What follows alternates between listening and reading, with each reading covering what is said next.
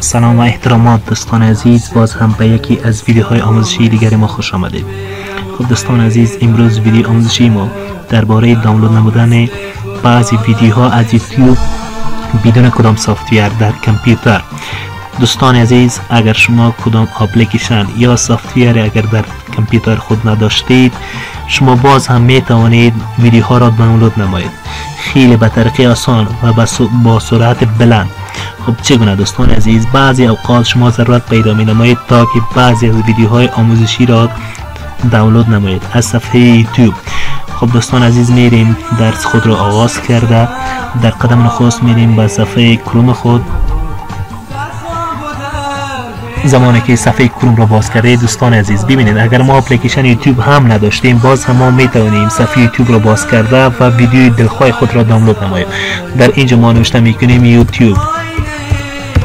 زمانی که یوتیوب نوشته کرده دوستان انتر نمایید.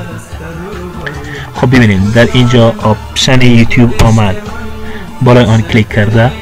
خب دوستان اینجا ویدیو برای ما تمام ویدیوها آمد. اگر من بخواهم حاله در اینجا هر نوع ویدیو را اگر سرچ کنم، ویدیوهای دلخواه یا آموزش دلخواه خود را می توانم آن را دانلود هم نمایم. خب دوستان من میرم این ویدیو را باز کرده.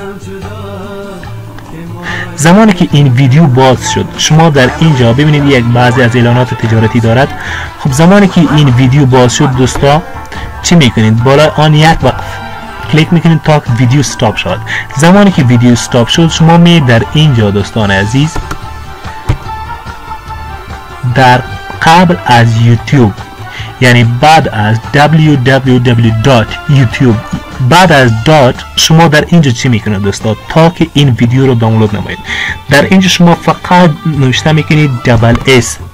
زمانی که اس نوشته کردید، ببینید در اینجا ما یک لینک هم آمد. زمانی که اس نوشته کردید، باز انتر میکنید همین را. یک کمی منتظر میباشید.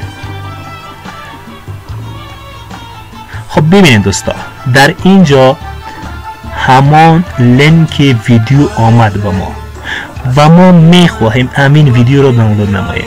چون سافتویر هم نداریم، مشکل نیست. اگر سافتویر هم نداشتید، شما میتوانید دانلود نمایید این ویدیو رو در کامپیوتر خود.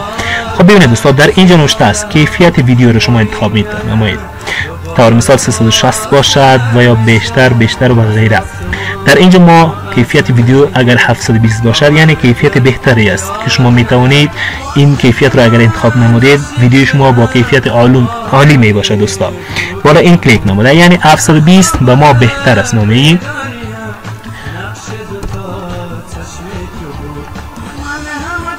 زمانی که ببینید. خب دوستان در اینجا زمانی که من کیفیت را انتخاب کردم، دانلود به شکل اتومات شروع می شود.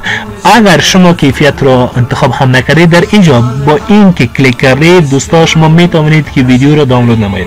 ببینید دوستان در اینجا با من نوشته شد که ویدیو چقدر به سرعت بلند دانلود می شود. طور مثال در اینجا ویدیو هست، در اینجا ببینید دوستان شروع شده، ویدیو 17 MB است، 3% یا 3 MB آن دانلود شد. زمانی که شما بخواهید بعضی ویدیوهای دلخواهتان را از یوتیوب دانلود نمایید دوستان عزیز، این طریقه خیلی آسان بدون کدام سافتویر شما می توانید این ویدیوها را دانلود نمایید. و پیدا کردن این ویدیو که در کجا سیو می شود دوستان عزیز، میریم در صفحه کامپیوتر خود. ببینید در اینجا فعلا 6 MB ویدیو دانلود شده. زمانی که صفحه کامپیوتر رفتید، در اینجا دوستان عزیز در دانلود شما می توانید پیدا نمایید، تمام اگر سافتویر دانلود کرده باشید و یا اگر ویدیوهای هم باشد. خب دوستان عزیز این بود یکی از ویدیوهای آموزشی ما. خدا کنه که برایتان خب مفید بوده باشد و برای ویدیوهای بیشتر لطفا دوستان عزیز چینل یوتیوب ما رو لایک و سابسکرایب نموده و ویدیو رو با دوستانتان به اشتراک بگذارید. سپاس از تماشای این ویدیو.